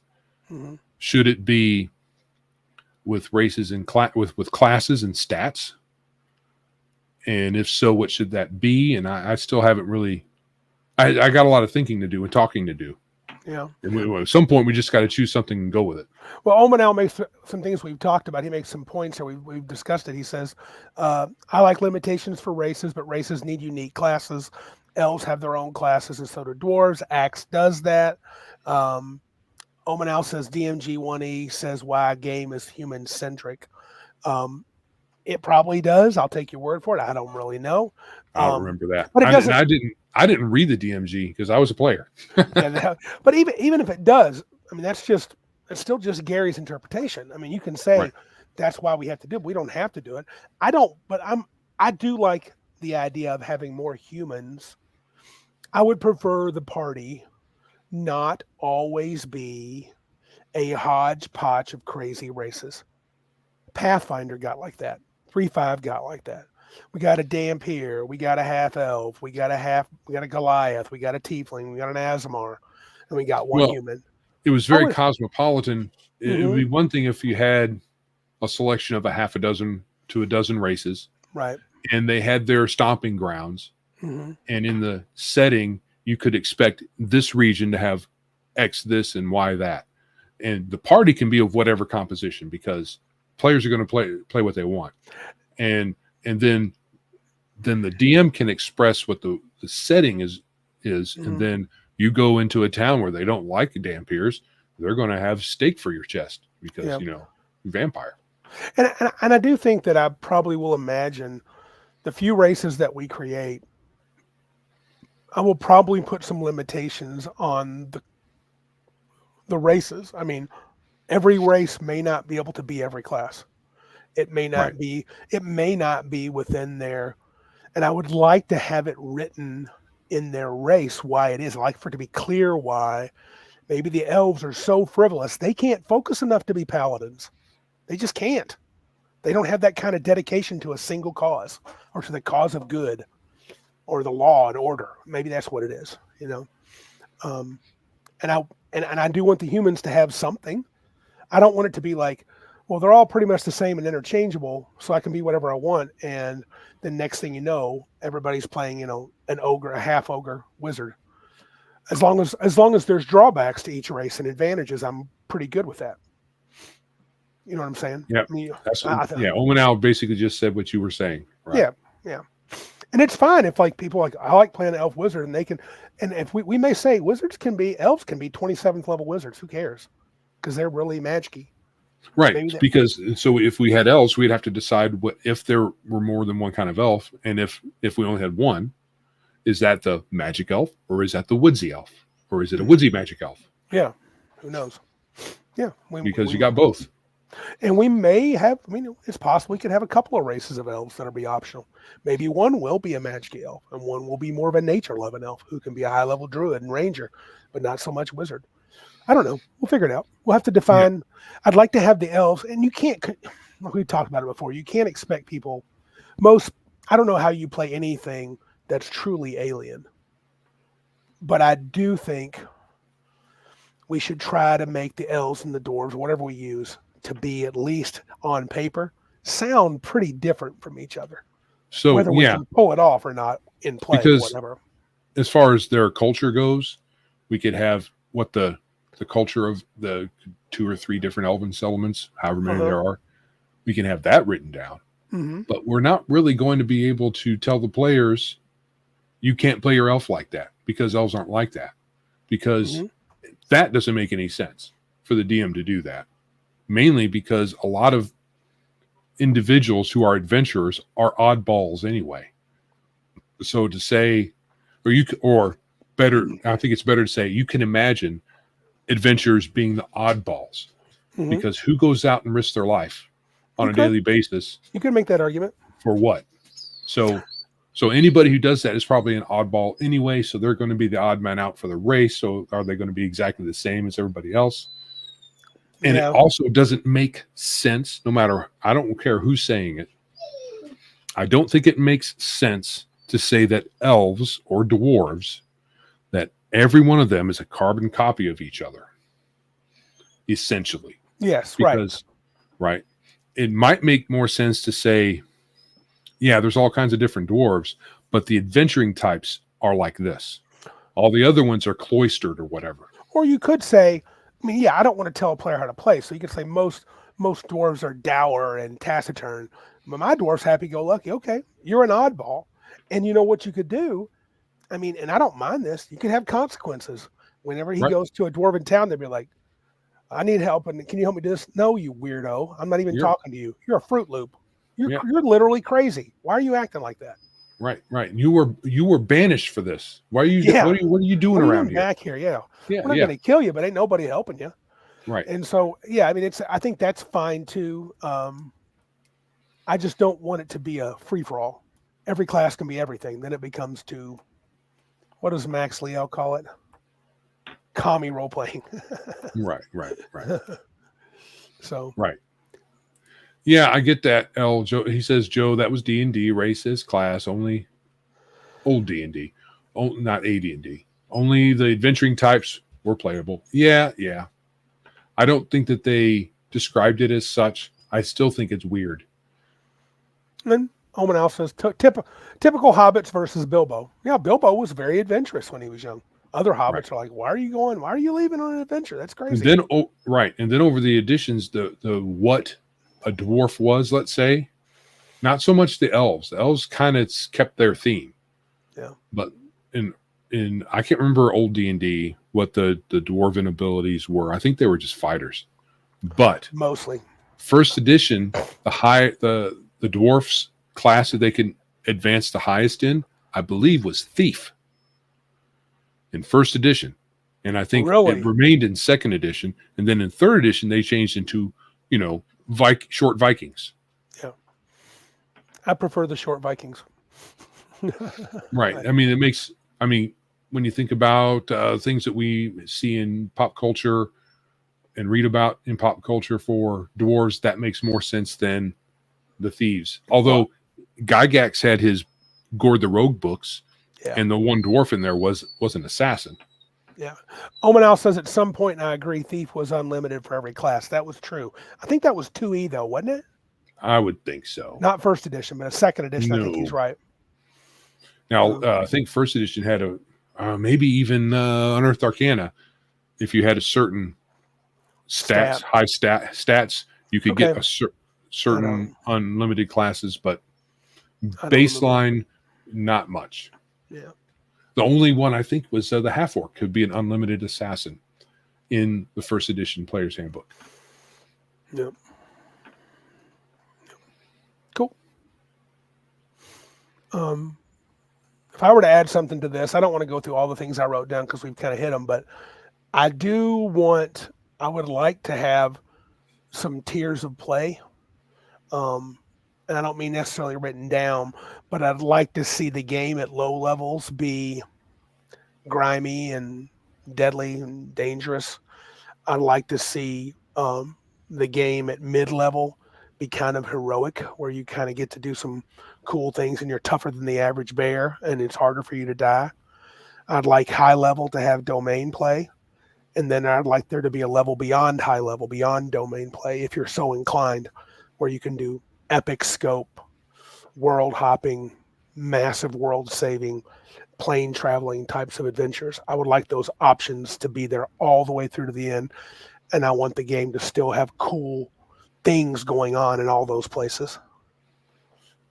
Yes. So, I don't think you need to step out right out the door and you be a total BA, But I also think by the time you're 19th level, people should not want to mess with you. Right. So at some point, your character's name means something in the land. Correct. You obtain some sort of reputation. Yep. And if you want to, cap out and retire at the high levels where you got a domain and you're the king and you're fat and happy, do it, man. But if you're like Joe here and you're like, man, I'm only 14th level, I want to get to 27th, I'm going. Go for super epic. Let it happen. And let's make the game. I mean, D&D has always, AD&D, and even older D&D, but AD&D for sure had through 9th level spells. But you never seemed to really got to use it. And even when you listen to some of the old guys in Secrets of Blackmore and, Tim Kask especially, if characters always retire at 9th level, why even have levels beyond that? Right. Why have it? So if you're going to have high level classes, then, if you're going to have classes that go, especially first edition where there was unlimited. Mm-hmm. I mean, you didn't gain lots of different nifty powers afterwards. Mm-hmm. Why did you unstar that? Oh, I thought I hit it by accident. My bad. No. Mm-hmm. All right. So Omanel says, sounds very Dark Sun. I'm not sure about that, but I think Randy and I agree that we would like to go. And I know that some folks say it's already like that, but I would like to go more swords and sorcery unless, well, that's me. I think Randy still likes the medieval fantasy. I can't remember if that's true or not. I can do both, but I think I like for there to be room for both. I like to have room. I like to have more of in the setting. I like to have more in the setting than just swords and sorcery stuff. I'd like to have other things, but it's okay if that's a big part of it. I don't mind. Oh, what's L asking me? L is asking Randy, what do you do above 14th level? Acts 2, ACKS 2 tries to address this. Beckme has immortals, but it is treated worse than 4E. You don't get to be an immortal in that system until you're 30, beyond 36 level. 36 Yeah. level. Yeah. That's high level. Unless I'm remembering incorrectly, but I'm pretty sure just the regular levels go up to 36. But what do you do above 14th level, Mr. Randy? Oh, God, there's all sorts of things. So at 14th level, I can envision dragons you could still be fighting. I could envision kingdoms that you could be conquering. I can envision worlds you could be visiting. I can envision demonic forces that are affecting you and your land. I can imagine you plane traveling to amazing worlds like a la Planescape. So I think there's all sorts of stuff to do into really high levels. And if you want, you could eventually become a god. Some people, they poo-poo that stuff, but hey, if you like the high-powered stuff, why do you have a time stop spell if you're never going to cast the damn thing? Right. You know, that's just erase everything from the book. Yeah. Past a certain level and say that doesn't happen. Yeah, I mean, think of it like 14th level. I'm trying to think in AD&D. You would be casting 7th level spells or 8th level spells? At 14th level. 7th level spells. So I'm trying to remember. It's been a long time. So you got Finger of Death is 6th. What's another really famous? Disintegrate. Disintegrate is 6th. Disintegrate. And I thought it was 7th. Level, I think it's 6th. And then, you get to 8th level spells like Clone and Gate. I mean, you talk about mocking. I mean, you could, if you wanted to stay on the world of Greyhawk and be an 18th level wizard doing stuff just in the Prime world, you would be a big time mover and shaker. Now, if you're going to stay in Greyhawk, you may find there's not many challenges for you, but there are. I mean, who knows what's in the land of the Black Ice, right? That's way north in Greyhawk. I could have all sorts of epic, deadly races that are freed from the ice, and your 18th level wizard party has to go fight them, and they're badasses before the whole realm gets overrun. Yeah, it's not like at low level you can imagine your characters going out and solving problems almost 2 or 3 times a week, every week. Maybe at 14th level you already have your domain, and part-time you're handling that in the political situation within your region. And then at other times, there are going to be situations that call for people of that high level. And you have trusted administrators that you leave behind, which Randy has purposefully replaced with evil doppelgangers, so that when you do leave, you no longer have your domain. But that's another story. You go off and do your plane hopping. Maybe you have to go down into the abyss or the 9 hells, rescue somebody, or slay a particular demon lord. At 14th level, there's a lot of things you can do. You're really powerful. Yeah. Now, maybe you're not. Maybe you are superhero level, and that's not for everybody. I get it. And I think at that level, you could call yourself super heroic at 14th or higher level, but there's no reason you have to end. Now, could you eventually get to a point where nothing can really, I mean, as a physical power, you got a 27th level fighter who could be unstoppable. That depends on the setting and the game. And the DM, dude. I've yet to meet a player character that I would say is unstoppable. I could create something to make him feel challenged. Our man's got an interesting point. He says, could the rules be just how to resolve combat, skill management, if there's any, which we haven't talked about, and the magic system, and everything else could be setting based? That's what it's going to be, probably. Yeah, I mean, that's probably what we're going to do. Yeah, you're right on, Arm. That's what it's going to be. Yeah. Because domain play does not necessarily need a bunch of rules. I mean, do you think that your character should just be awarded a castle at 9th level? I find that weird. Why not go and get one by conquering a region, small enough region that's not controlled by another power or someone that's friendly to you, says, hey, this is kind of Badlands. If you can settle that, it's yours. Or maybe you're awarded lands by completing a task. So it's not just you gain a level and now you have this thing. You should go out and do the stuff necessary to clear the land, at least of monsters, at least the ones that are roaming around and attacking just regular people. And then you have someone build a castle. Although conquering a castle that's already in existence is better, because castles do take a long time to build. Yeah. Yeah, I think you did. Not Omanal says at ninth level you had to build it or capture and settle an area. Yeah, I think that was in the rules. But I would argue that if you spent your lower levels from 1 to 9, and you were off in some crazy dungeon out in the great, what is it called, the Sea of Dust, and you were found some dungeon you were exploring, and you come back to civil land, and your dad's like, dude, I haven't seen you in 5 years. And you're like, I'm a total badass. Cool. But that doesn't mean the Lord of the Land is like, hey, yeah, I'm going to sell you this, or I'm going to let you be a Lord. I don't even know you. Right. You know what I'm saying? You would have So, had to have done things on his behest. Yeah. Right. And I think you could attain a keep before ninth level. You could. You could could. have enough Sure. money. You could do enough things for the right people. Right. But, it doesn't necessarily have to be at ninth level. Right. And it having doesn't said that, necessarily mean that when you hit ninth level, you get it. yeah, It should be looser than that. the old rules did work. I mean, I think they're fine.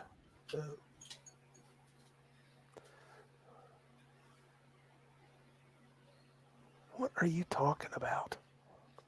Oh, he doesn't. Okay. He doesn't like domain play. That's fine. Not Oh, everybody's that's right. up for it. L wants to play levels 1 to 3. My bad. Go ahead, L. You can, dude. You'll be able to play low level, grim and gritty, first, third level characters, retire them at third, and start back at first. You can do that all day long. When I say Each their own, domain play, I don't mean that we've got, Excel spreadsheets going on managing the economy, everything all the way down to how much does a sack of flour cost the average person, and now we're outraged because of all the oppression. No. Mm-hmm. Domain play, a lot of the mundane things are background, right? For me, they would be. They would be background. So the domain gives the character a base, gives the party a base to play from, and income, because you're going to tax the living crap about all those stinking peasants, right? And so you've got some passive income that you can use to fund your adventures. Maybe, except that Randy's going to have all kinds of crazy things happen to your domain. You're going to have to figure out who's causing it. You're going to have to go out and kick their butt. So it's going to be less politics and economic management and more a tool that the player can use to gain income and that the DM can use for further adventures. That's the way we would use it. People can do whatever they want. Flady said something hilarious. If you've been away for 4 years, make sure to ask your dad for back allowance. Right. Now, on the flip side of that thing that Randy said, 4 years of adventuring, you're bound to have, unless it's all underground or under rocks or whatever, you're likely to have made a name for yourself on some level. So that local lord, maybe at first blush, he doesn't know who you are, but you could probably scare up some folks that can let him know what your reputation is. So that's what Omanal says here. You just didn't get the automatic followers until 9th. Nice. Yeah, by 9th level, your deeds have been talked about. Even if you were in the Sea of Dust, you're like, you're the guy that destroyed that ancient serpentine race's temple below the Sea of Dust. Oh wow, dude! I heard you came back with a hippogriff steed as a gift from the Sultanate. Like, yeah, I did. Here he is. His name is Fred. Right. Yeah. Yep.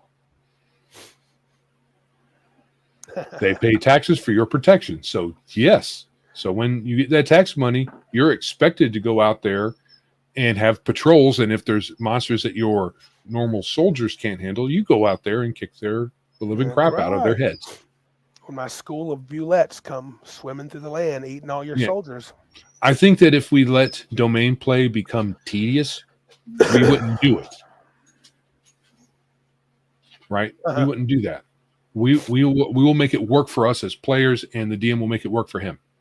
And when I say that, it's all going to be peopled with evil people.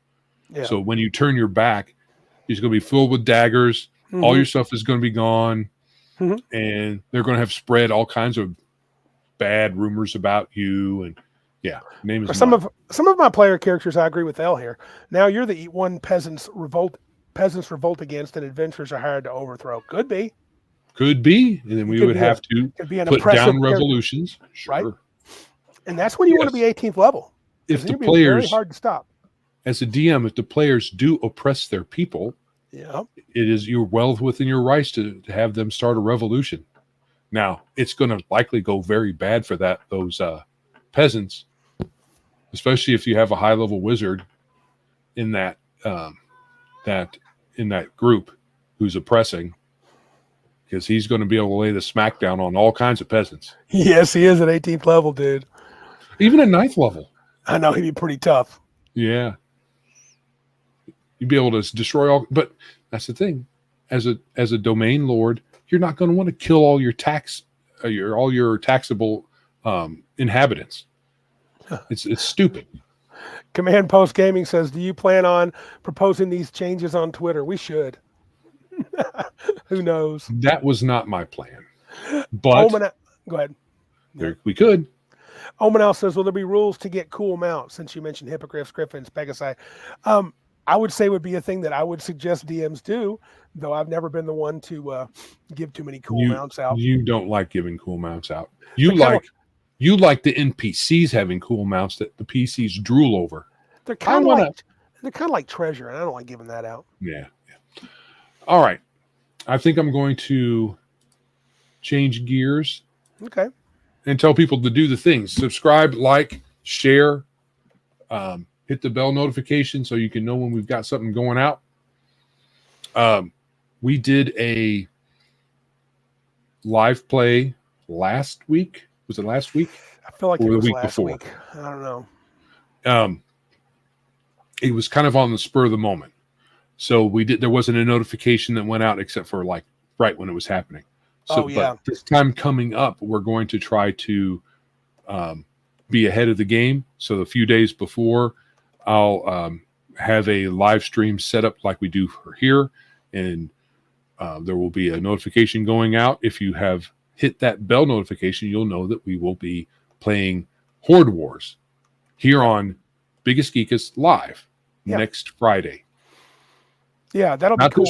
Not this Friday coming up, but the next week. A week from Friday, we'll be playing again. You'll get to see my cleric get knocked down to no hit points the first round of combat once again. That will be March 1st. Yep. That'll be cool. Oh, man. So it's like almost a quarter after 9. I don't know if I want to. Do we want to try to dive into the second topic, Joe? Why don't we punt that to next week? Okay. We'll do that. We can have a short one this week. Yeah, that's cool. Honestly, I'd like that. I'm not feeling my best, so I would like that. Okay, so how about we do that? We can talk about Big Geek Con. I don't think we've had any changes.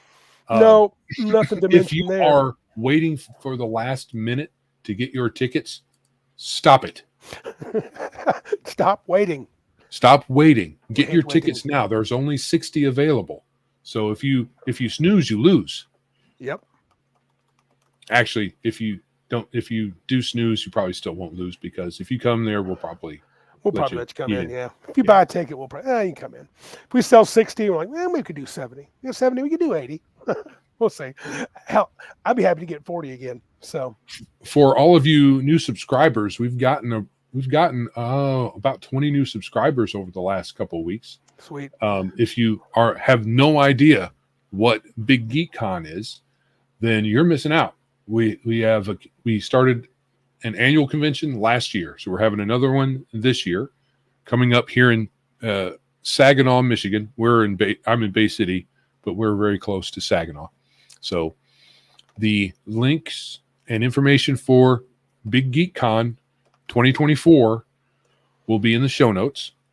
It's $30 for 3 days of gaming. 3 days. You can't beat that with a stick. No, that was 2 sticks. I mean, what was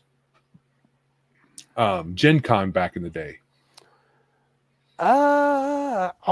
Every time I've ever been, it's been 4 days. It's been called the best 4 days in gaming ever since I've gone. Yeah, how much did it cost? I know now it's like 100 and 120. The first time I went, it was probably more than 30. Mm-hmm. Darth has got it right. Big Geek Con's the best game con in the world. Ha ha. Thank you very much. That's high praise. Did you get a chance to read the Iron GM stuff I sent you? Oh, I forgot to. I remember you sending it to me. I'm pretty excited. I'm pretty excited about that thing that I'm going to do an Iron Geek. It's going to be fun. I'm going to put this out on our there's a tabletop.games is where you can get the tickets at, and there's going to be details for this there as well. for our version of Iron GM. It may not be precisely what you've seen in the past, but it should be fairly close. Yeah. And we only charge for admission to the con. We don't charge per game. $143 is what Gen Con is for a 4-day pass. And that's not counting getting into games. Oh, that's and that's just not attending. Yeah. And that's not counting getting your hotel room, which ours is not counting the hotel room. So. No. We can't cover that with a $30 price tag. Yeah. Command Post Gaming said games cost $1 to $3. I remember when I first went to Gen Con, it was $1 to $3. I think it's like more like 2 or 4 the last time I went, but it might be even more. There's some games that cost a lot more to play. There's like $12 and $20 games, but they're usually like a Magic tournament or some 8-hour D&D session or something. And we don't have a lot of overhead. No, we don't. We're there to play games. You'll show up. We're going to try to get the games organized. We need to start getting our people. I'm going to give Joe my list of games I'm going to run. Like I already know what they're going to be. So I need to put those out there. And I do wish we could compensate like GMs. We can't at this point. We don't have that kind of luxury. Gen Con did do that. WoTC will not be. They'll be at Gen Con? They'll be. Really? I didn't think that they haven't been coming for a few years. They've not been going. Okay, that's probably why he said that. I just realized they haven't been there for a while. Yeah. They're not going to be at our con. No. At least not that I know of. No. Our man says, you should give a discount if we come in costume. Joe loves it. Cosplay. I think that our man should cosplay as Joe. That wouldn't be hard to do. I mean, he wouldn't really have to do anything. No, that's all right, though. It'll be a good time. I encourage anybody that's even anywhere within reasonable distance from Saginaw, Michigan, if you're willing, come on out and check it out. So, Elle says the 5e 2024, whatever it is, Player's Handbook, whatever they're calling it, the new game, right after Gen Con. I was trying to find an article that said what. Okay, I went to the Wizards of the Coast website. Yeah. And their front page has nothing about the new edition coming up. Right? Nothing. And it's the 50th anniversary. Right. So they have the scrolling thing going by at the top with different news items. Right. The new edition isn't part of that. I scrolled all the way down. I didn't see a single article anywhere there about the new edition coming up. And you'd think that would be there on their front of their page, but when no. They fire all their publishers and people that work there. We'll see. You would think they'd want to have it then. It's kind of crazy. Nerdy Ogre says WoTC might be at Big Geek Con to protest. Yeah. I would love it. Yeah, because we would call the police and have them escorted. Escorted out of the property. Yeah. I agree with Elle. If it's not a new edition, it's just Castles and Crusades. Because Castles and Crusades just updates. They have 7th printing, 8th printing and stuff. So, but I think it's going to be different. I mean, they've never done that. Let's think about it. D&D has never done what they're claiming. Just update backwards compatibility. Yeah, they've never, except the only argument would be when you did half editions, 3 to 3.5, 2 to 2.5, 4 to 4.5. And yes, there was a 4.5. Essentials was 4.5. So Elle thinks I'm going to love the new D&D history video. It's only 35 minutes. That's nice. Yeah. I don't know how you can get the D&D history in the 35-minute video without skipping lots of crap, though. Yeah. Where would I check that out at? Is that on YouTube? Well, it should be on their website. Just click it right in the front. But no, it's probably not content that they're really proud of. Anyway, I'm going to have links to everything we talked about in the show notes. I don't know if I'm going to put the content that I just showed you and shared on the screen. I don't know if I'm going to put that in the show notes or not. Probably not. But at some point, if we do decide to start publishing any of this, we will post it when we talk about it here. We might even be able to actually start giving the 1 or 2 people we have over on Patreon something for their money apart from their support. Dude. Yeah. So the other thing is we realize, a lot of people talk about this, that your setting can often influence your rules. And So it in that should, I vein, think. I'm going to try to have something ready next week to talk about the setting that we have been bouncing around between the two of us. A little, I Okay. mean, at least we're talking about kind of a twin setting We where are. Randy Twin does worlds. his thing, twin worlds, some kind of bridge between them, mystical bridge kind of deal. Yep. Can see each world can see the other in the sky, like when Yes. you there's not just the sun there in the daytime and the moon there in the nighttime. There's another world that's close enough you can actually see land masses.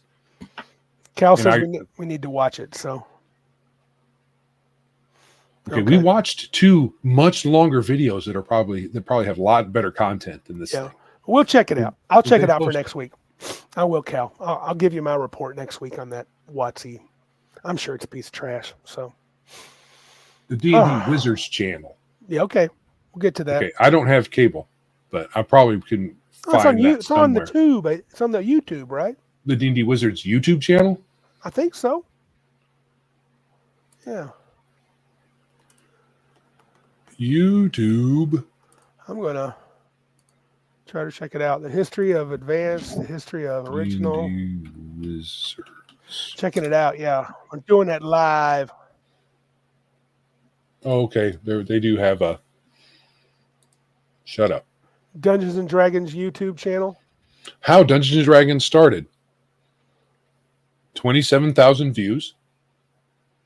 Let's see, they have 475,000 subscribers. They can only get 27,000 of them to watch their video. That's not a high percentage. Wow, a lot of it's under 20,000. I think a lot of people like it, but they don't watch it. I wonder how many of these subscribers are bots too. I know that there's a big bot thing on Twitter. I think L's a bot.